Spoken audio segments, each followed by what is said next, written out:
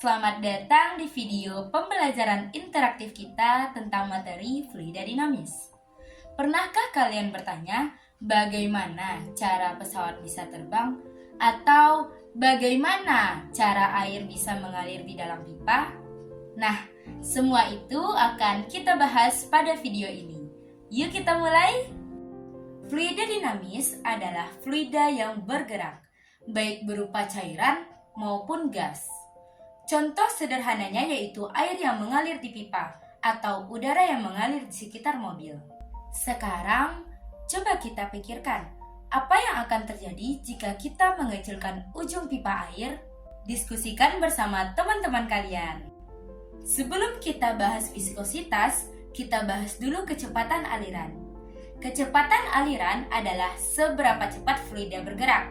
Selain itu, ada viskositas, yaitu hambatan internal fluida terhadap alirannya. Misalnya, coba bandingkan air dengan minyak. Mana yang lebih cepat mengalir? Ambil 2 botol, isi satu dengan air dan yang lainnya dengan minyak. Lalu tuangkan. Apa yang kalian amati? Jawab bersama teman-teman ya. Lalu ada debit, yaitu volume fluida yang melewati penampang tertentu per satuan waktu. Nah, kalian bisa cari tahu nih, aliran manakah yang lebih efisien? Nah, selanjutnya kita bahas rumus-rumus pada video ini ya. Yang pertama yaitu rumus debit. Q sama dengan A dikali V. Dengan satuan Q adalah meter pangkat 3 per sekon, yaitu debit aliran fluida. A adalah luas penampang, satuannya meter kuadrat, dan V adalah kecepatan aliran, satuannya meter per second. Selanjutnya ada hukum Bernoulli. Hukum ini menyatakan bahwa tekanan, kecepatan, dan energi potensial fluida saling memengaruhi. Misalnya, pada pesawat, sayapnya didesain sedemikian rupa hingga tekanan udara di atasnya lebih rendah, sehingga menghasilkan gaya angkat. Menarik kan? Coba tiupkan udara di atas selembar kertas. Apa yang terjadi? Jawabannya menunjukkan hukum Bernoulli bekerja. Yang kedua, persamaan hukum Bernoulli. P1 ditambah rho GH1 ditambah setengah rho V1 kuadrat sama dengan P2 ditambah rho GH2 ditambah setengah rho V2 kuadrat. Selanjutnya kita membahas hukum Peirce-Wheel. Hukum Peirce-Wheel menjelaskan bagaimana fluida mengalir di pipa. Diameter pipa dan viskositas fluida sangat mempengaruhi debit aliran. Misalnya dalam dunia medis, selang dengan diameter lebih besar mempercepat aliran cairan infus. Tetapi semakin kental cairan, semakin besar pula tekanan yang dibutuhkan. Coba pikirkan, apa yang terjadi jika panjang pipa diperbesar 2 kali lipat? Diskusikan di kelompok kalian. Selanjutnya kita masuk ke rumus yang ketiga, yaitu hukum Peirce-Wheel. Dirumuskan Q sama dengan Pi kali R pangkat 4 dikali P1 dikurang P2. Dengan Q itu kelajuan aliran, satuannya meter per second. R itu jari-jari pada pipa, satuannya meter. Dan P itu tekanan, satuannya Newton per meter kuadrat. Nah, semua itu adalah rumus-rumus pada video kita kali ini ya teman-teman. Angka Reynolds digunakan untuk mengklasifikasikan jenis aliran. Aliran laminar terjadi jika Reynolds kecil, sedangkan aliran turbulen terjadi jika Reynolds besar. Coba pikirkan, bagaimana cara membuat aliran dalam pipa tetap laminar untuk menghemat energi? Fluida dinamis memiliki banyak sekali penerapan di kehidupan kita, dari sistem irigasi, desain aerodinamika kendaraan, hingga aliran darah dalam tubuh kita. Kalian pernah nggak sih ngelihat mobil balap? Bentuknya dirancang agar hambatan udara rendah sehingga kecepatannya maksimal. Kira-kira apa ya contoh penerapan fluida dinamis di sekitar kalian? Jadi, Fluida dinamis mempelajari aliran cairan dan gas dengan konsep seperti hukum Bernoulli, hukum Peaucello, dan angka Reynolds. Memahami ini penting untuk mendesain sistem yang efisien. Nah, sekarang kita bahas latihan soal ya. Sebuah wadah berbentuk kubus dengan panjang rusuk 2 meter dan airnya 3/4 dari volume penuhnya.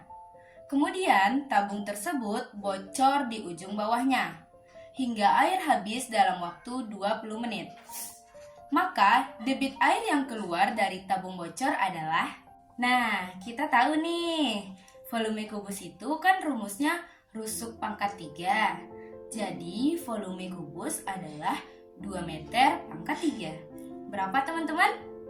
Ya, 8 meter pangkat 3. Kita dapat menghitung volume air juga teman-teman. Nah, gimana tuh caranya? Kan kita udah tahu dari soal diketahui volume air itu 3/4 dari volume penuhnya kubus. Jadi, volume air adalah 3/4 dikali volume kubus. Berapa sih jadinya? Nah, volume air 3/4 dikali 8 meter pangkat 3. Bisa disederhanakan menjadi 6 meter pangkat 3. Nah, di soal kita tahu lagi dalam waktu 20 menit. Kita jadiin ke second ya teman-teman. 20 menit dikali 60 detik. Berapa teman-teman? Ya, 1200 detik. Selanjutnya, kita memasukkan ke rumus debit. Apa sih rumus debit? Rumus debit Q sama dengan V per T. Dengan keterangan Q itu debit, V itu volume air, dan T itu waktu dalam second. Maka debit adalah 6/1200. Maka debit adalah 0,0005 meter pangkat 3 per second. Nah, kita lanjut ke soal nomor 2 ya teman-teman. Sebuah pipa mengalirkan air dari lantai 4 sebuah gedung. Jika tekanan pipa di lantai 2 adalah 200 kPa, tekanan pipa pada lantai 4 adalah 140 kPa, dan kecepatan pada pipa lantai 2 dan lantai 4 sama, maka beda tinggi pipa tiap lantai adalah, nah diketahui P1 200 kPa. Kita jadiin ke Pascal ya teman-teman, menjadi 200.000 Pascal. P2 140 kilopascal. Kita jadiin ke Pascal juga ya, menjadi 140.000 Pascal. Dah diketahui lagi V1 sama-sama V2.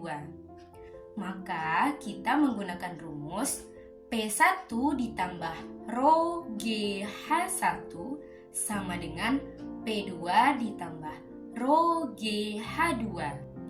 Maka 200.000 ditambah 1.000 dikali 10 dikali H1 sama dengan 140.000 dikali 1.000 dikali 10 dikali H2 menjadi 200.000 dikurang 140.000 Pascal sama dengan 10.000 dikali H2 dikurang H1. Selanjutnya 60.000 Pascal sama dengan 10.000 Pascal per meter, atau dalam artian delta H sama dengan 60.000 Pascal dibagi 10.000 Pascal per meter. Maka delta H adalah 6 meter. Nah, tunggu dulu nih teman-teman. 6 meter ini kan jarak antara lantai 2 dan lantai 4. Kita belum tahu nih, beda tinggi tiap lantainya itu berapa. Maka kita bisa menghitungnya dengan 6 meter dibagi 2 sama dengan 3 meter. Ilmu pengetahuan dimulai dari rasa penasaran.